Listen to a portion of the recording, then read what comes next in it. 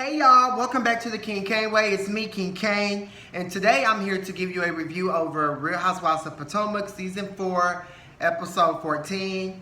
The season is just moving, it's trucking along. I'm so excited, I'm so happy. It's almost over. It's almost time for the Real Housewives to come back out in November. So, yay, yay, yay, yay, yay. Let's get them, let's get it, let's go. So basically the episode opens up. Oh my fucking God.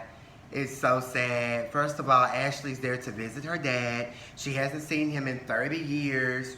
So the auntie knocks on the door and she's like, hey, this is your daughter. And the dad pretty much didn't say anything, closed the door in their face, cut off the lights on the porch, like basically on some get the fuck away from me. I want absolutely nothing to do with Ashley in that situation. And it was just very, very sad to watch. We really couldn't see because the Georgia law, you know, the cameras can't just be wherever. But they still had mics on and we still heard, you know, Ashley just telling him, I don't want anything from you. Like, I just want a relationship. I just want, you know, and you can hear the desperation and the longing to have a father in her voice. And for me, it was just very, very hard to watch.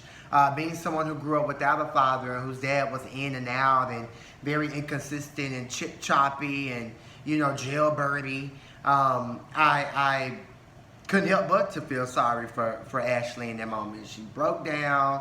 She's crying. She just doesn't understand why. It was just very, very, very, very, very sad. Next, we see the aunt, the uncle, and Ashley's mom. They're all trying to speak life into her, telling her he's a loser, it's okay, move on, you're going to be all right. Ashley said that that was the answer that she needed. Those 5 seconds of making eye contact with him is all she needed. She finally sees that he's really good for nothing, but that doesn't make the pain go away. I don't know. She also said that it answered every single question that she ever had in life about him. Those were the 5 seconds of her and her dad catching eyes and him just closing the door and walking away. She said that's all she needed. Fuck these no good ass daddies. I'm so sick of dads always thinking they can father the child and move on. Nah, bitch. Sit your black ass here and raise this child too. She didn't climb up. This lady did not climb on top of herself. She didn't hit herself from the back. You did all that. Be a fucking father to all you bitch ass niggas in the world. Take care of y'all motherfucking kids. I'm sick of that shit. Then wonder why your child out here in and out of jail, in and out the pen, dumb, slow, retarded, no common sense. Raise y'all motherfucking kids, and that's just that. Next, we see that Sir Robin is done with the house, finally. And she wants to learn about trucks because she wants to be able to deliver her own supply. Because, you know, Sir Robin wants to basically take this one project and do multiple projects of house flipping and things like that. And she's like, damn, buying all these fucking supplies and having these trucks bring all these supplies, like, that's a lot of money. So if I just have my own truck, I could get my own supplies, yada, yada, yada. So I feel like, I mean, it's a great investment. We all know that she is the man of the situation, the man of the circle, the zaddy of the circle. So, you know, it makes sense for her to be the one driving trucks and things like that. But I'm definitely here for her handling her business. Like, that's what's up. Giselle comes. She kind of throws a little shade about, oh, girl, can you afford this? Can you? Yet again, Giselle, you worried about the wrong damn thing. You got that daughter of yours that don't feel love. You got all 3 of your daughters who say you're much happier when you got a man. Go work on true happiness with your children, bitch. That's your motherfucking problem. Robin shuts that whole conversation down. They get in the truck. Robin's driving. You know, they're having a good LOL time. Robin asks Giselle to leave Monique alone at her open house that she's having. She invites Giselle but tells her, leave this pregnant girl alone. I'm over it. I don't want to hear nothing about it. It is what it is. And I agree. Giselle need to go find something else to fucking do. Raise those children, bitch. Because there's some deadbeat moms out there too. Let's be fucking clear. It's not all on the daddy. Okay? Anybody, if you have a child, raise your child. Man, boy, woman, girl, gay, bi, in the closet, out the closet, trade. Raise y'all motherfucking kids. I don't really know what a motherfucker want me to say. Like, raise your motherfucking child. I'm never gonna take my foot off of you parents next who are not raising your children. Simple as that. Next, we see Karen and her sister. They're on their way to do a memorial for their parents at the burial home. No, at the gravesite at the cemetery. It was an absolutely beautiful moment. They released, you know, the balloons, and Karen was playing her daughter Raven's song, and Raven did sound good. I was bawling my eyes out. Literally, I could only think of my grandmother watching that scene and just how lost and lonely Karen must feel. Like, it's just not cute. It's not good. It's totally hurtful, and it's just it wasn't like that scene sent me. It sent me somewhere that I had to bring myself back to reality and to just enjoy the show and watch the show. Next we see Monique. She's at home with the kids and her husband. She has a CPR instructor who comes over to teach her and her husband and the kids just some simple CPR things about saving lives and about babies and how to, you know, birth a baby if a baby's choking, and how to properly position the mouth and the head when you're doing CPR. Per usual, the Monique, Milani, and Christopher Jr., they're running around the damn room, under the table, over the table, jumping, hopping, flip-flopping, being kids, being 2, 3, 4, 5, 6 years old. I mean, just doing what kids do. It was so cute to see. Monique and her husband are really trying to learn. They just look so unbothered, like they're so used to it. Like, this is what they do. Like me, I would have told my kids, sit your ass down now. But, you know, if you're used to it and you have kids 24/7, then obviously you get used to that shit. You know, me on the other hand, I could not get used to it. When I have my nieces and nephews and it's sit down time and it's quiet time, that's what I mean. Sit down time, quiet time. Period. The kids could care less about learning the CPR shit. They just want to turn up and have a good time. But it's just so funny and hilarious watching them just wig out and be kids. I love it. Next we see Candace, her man, and her mom. I'm sorry, I said her mom. Her man. We see Candace, Big Nose Dorothy, and Candace's cute little sister, who Candace said is 10 years younger than her. They're all at this little event place. Like, they all have on matching black and white furs, looking like the goddamn Dalmatians. 101 Dalmatians. We got the mama as goddamn Cruella, and then we have Candace and her sister as the Dalmatians that Cruella wants to keep under her, and can't nobody motherfucking touch, can't nobody get to. I own y'all, I run y'all, I say what I want to say to y'all.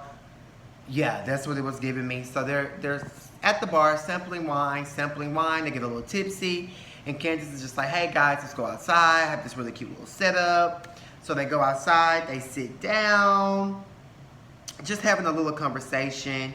Before they sit down, they do order some food at the bar. They discuss the therapy. The little sister asks how's it going? Right off the bat, Dorothy, big nose, wide nose, bell pepper nose, ass bitch, went in for the kill, being very childish. Oh, I already knew about myself. And the little sister's like, oh, I already know where this is going. Like, I don't even have the time, the energy, the patience, the nothing for that bullshit. So I understood where the sister was coming from. Like, mama, shut the fuck up. The little sis is reading. To me, I think the little sister is reading down, everything that the mom has to say or that Candace has to say. It's like she's low-key putting them on the right path. Like, maybe you shouldn't be thinking like that, but this is the way it should kind of be. Or this is this way, but this is also this way. It doesn't mean that this way is wrong just because you do it this way. Like, the little sister, to me, has more common sense than Candace and the big nose mama. And I live for the little sister. I think she goes to the school that Yandy went to, Howard. I think that's where she goes. So, yes, bitch, do your damn thing.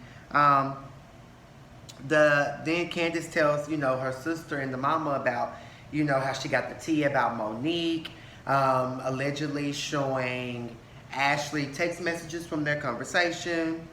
The sister and the mom was just like, girl, handle your business. I can't, I don't know. That's the end of that. Next we see Karen's fragrance is coming along. She's kikiing with a homegirl, showing her the bottle. The bottle looks cute and fabulous. Go Karen. See, this is my whole thing. Give your business ideas, business tips, and things you got going with your business to people who genuinely support you, people who seriously want to see you prosper. Giselle ass don't want to see Karen prosper, so I don't blame Karen for not telling Giselle the different stages she's in with her motherfucking business. Like, bitch, don't nobody owe you that. Like, Giselle, you're really nothing. Like, girl, fuck you. Like, real shit, fuck you, bitch. Moving on, Ashley tells Mike about the trip to see the dad. He was just listening and really just being a husband. And this scene, it kind of made me like Michael a little bit, because for once it's not about you, it's about your wife pouring what she's going through out to you, pouring how she's feeling out to you, and you just being a man, being a husband, listening to what the fuck she's saying, making sure that she's okay, and just, you know, asking the probing questions so that she can release. So that was really good. Next we see it's the day of Robin's open house. She has a potential buyer there. She has potential buyers who are gonna come, and you know, she's really trying to make a coin. She don't flip this house. The house is sickening. The house stager definitely did her thing with that. I loved it, loved it, loved it.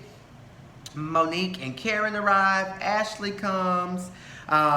They showed a quick shot of Robin talking to this male realtor, and he was so fucking fine.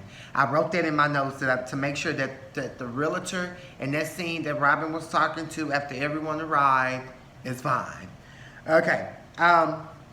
Like I said, the house looks good. Ashley tells Robin about her trip to Georgia to see her dad and just how trifling, tied, and through his white ass was. So this goes to show you, it ain't only black daddies who tied and through, who not there. It's you white motherfuckers too. It's you Mexican motherfuckers. It's you Persian motherfuckers.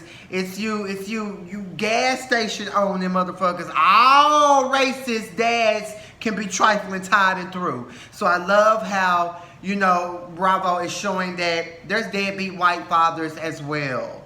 Period. I love that. So, you know, she's just telling Robin about her trifling dad. Robin speaks life into her and just lets her know, like, girl, you're going to be all right. Fuck it. You did what you had to do. Hopefully you got your closure. Move forward, go forward, and prosper. Period.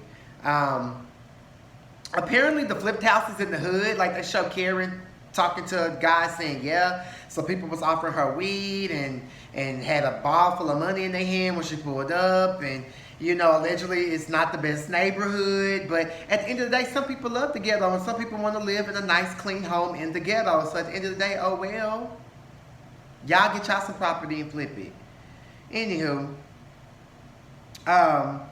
Giselle arrives and basically goes right at it with Monique. She's basically telling Monique, well, oh, you're being friendly and speaking today when you were just saying that you feel like me and Giselle don't like you. And so they go all into that whole conversation. Honestly, I can't keep up. It's so childish. There's a lot going on. They discussed what Monique said to Ashley, basically about the messages thing. And Karen's like, well, Ashley, why would you take that back if y'all had a private conversation? And Ashley's like, well, I feel like me and Monique are moving to a great level, so I feel like why can't Monique, Giselle, and Robin all do that same thing? At the end of the day, Ashley, it was messy. You're trying to change up the dynamic and switch things up because your shit was on the table about your husband, Mike, being on Darby Grinder. All that shit was coming out, so you had to flip, flop, revert, and make two bitches go at it so your shit could disperse. But nah, bitch, I'm still on your ass. Your husband's still a queen, and it is what it is.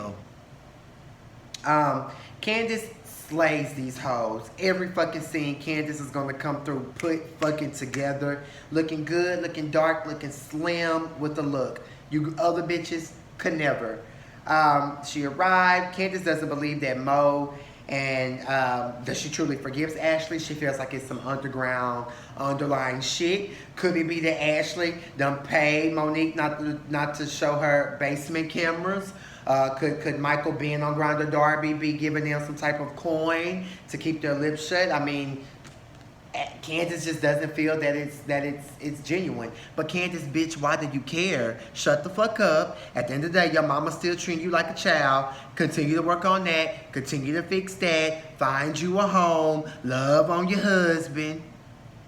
That's my whole, like, bitches got so much other shit going on this show, but they're so focused and worried about the wrong things. Like, it's okay to kiki, but at the end of the day, make sure that your situation and what you got going is together.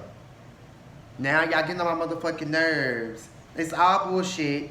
I just can't keep up anymore. At the end of the day, we see the goddamn potential buyer, he leaves, ruining this girl event. Giselle, why the fuck would you even start all that shit at your friend Robin's event? Like, it's so trifling, it's so tied and through. And honestly, I'm over you, Giselle. So anyway, guys, that's my review of Real Housewives of Potomac. Season 4, episode 14. Like this video, rate this video, subscribe to my channel. Excuse me. Cut on the goddamn notifications, and again, follow me on all my social media in the description box. I fuck with you guys. I'm trying to get a whole new setup going here in the next, probably by first, second week of September. I should have everything I need. I'm still trying to get a ring light. I'm still trying to get, you know, a different camera so I can set it up and things like that. So if you guys want to donate to my Cash App to help a nigga out, I don't turn down no coin, no penny, no dime. So I appreciate it. All right, guys. Peace.